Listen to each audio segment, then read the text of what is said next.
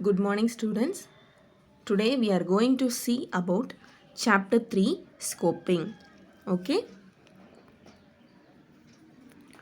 In the introduction part, we are going to see about the definition of scope. Okay. Scope refers to the visibility of variables, parameters, and functions in one part of the program to another part of the same program. Okay, which means which parts of your program can see or use it. Normally, every variable defined in a program has global scope. Okay, once defined, every part of your program can access that variable.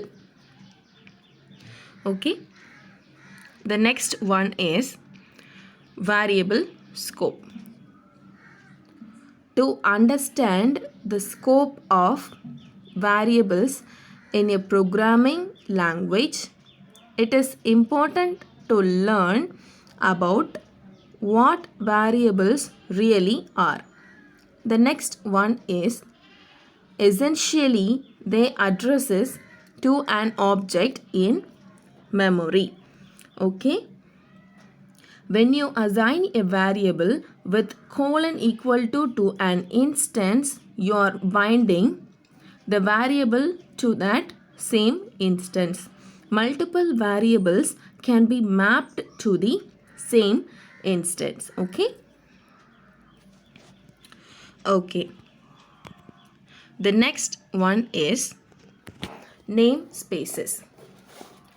Okay, the definition of namespaces is namespaces are containers for mapping names of variables to objects. Okay, programming languages keeps track of all these mapping with namespaces. You can think of them as dictionaries containing list of words and its meanings. Okay, the words are mapped with its meaning in dictionaries, whereas names are mapped with objects in programming language. This allows access to objects by names you choose to assign to them. Okay. Okay, this is the concept of namespaces. Okay, the next one is the important concept, that is one important framework, that is LEGB rule. Okay, scope also defines the order in which variables have to be mapped to the object in order to obtain the value. Okay, so for example, x colon equal to outer x variable, then the next step will be one display of function. Okay, the next nested step is x colon equal to inner x variable. The first one is outer x variable and this is nested inner x variable. Okay, we can print the x value in the next step. Okay, what is the x value? That is inner x variable. Okay, here we can see the output as inner x variable.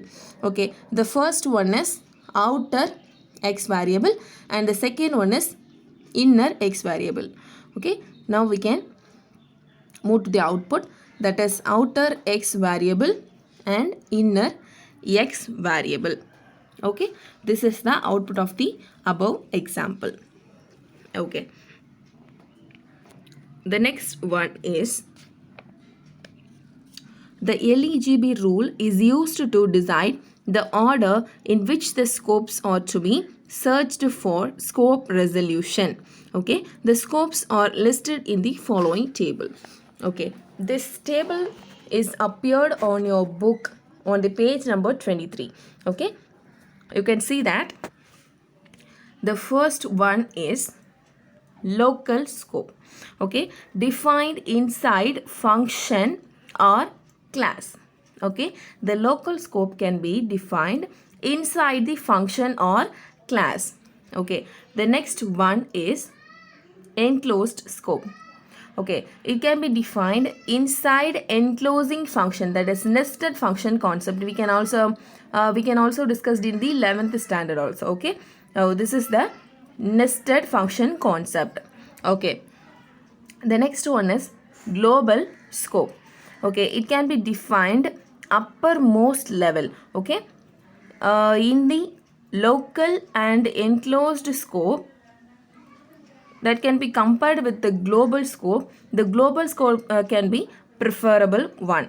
Okay, and the next one is built-in scope. This is the final scope. Reserved names in built-in functions, that is modules. Okay, later on we can discuss about modules. Okay, we can move to the important topic, types of variable scope. Okay, can you see the diagram? The first one is local scope. Okay, the first one is local scope, and the second one is enclosed scope, and the third one is global scope, and the fourth one is built-in scope. Okay, these are the variable scope that can be discussed below. Okay,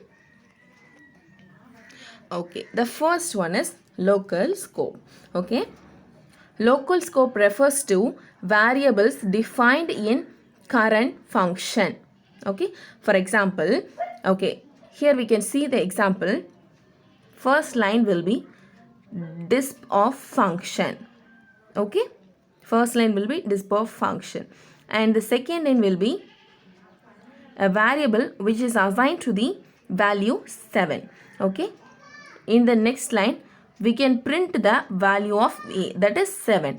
Okay, the last step will be display of function. Here we can call the display of function as we can declare above the same program. Okay, so this is the program, right? Okay, this is the display of program. Okay, here we can separate the local scope.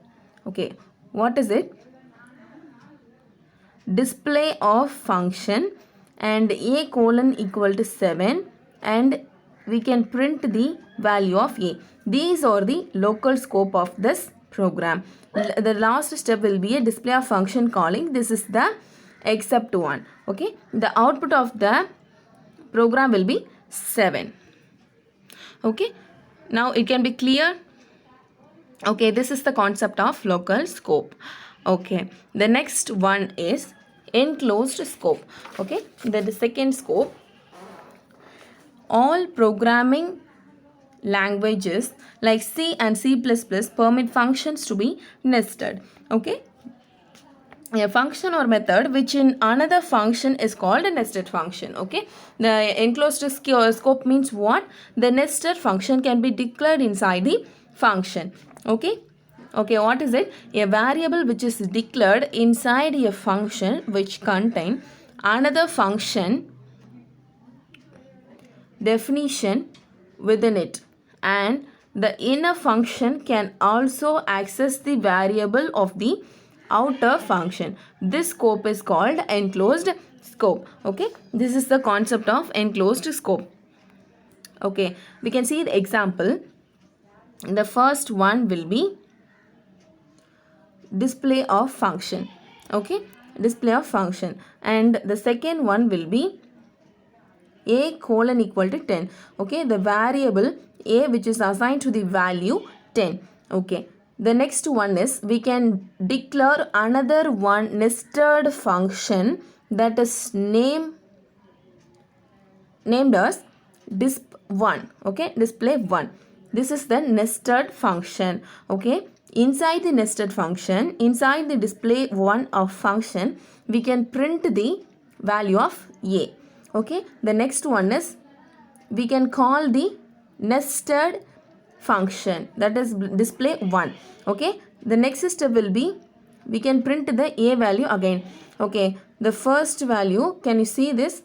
This is the print statement of this function. Okay, this is the print statement of this function, and this is the printing statement of this function. Okay, can you see this? Okay, okay, finally the last one is, we can call the above function here. Okay, now only we can get the output. Okay, this is the diagram of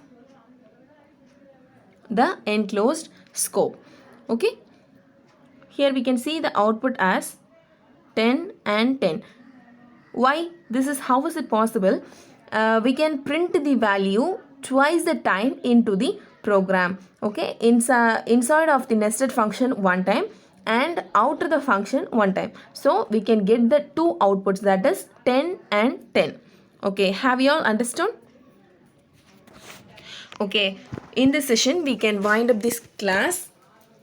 In the next class we can see about global scope, built-in scope and models. Okay, thank you students for watching this video.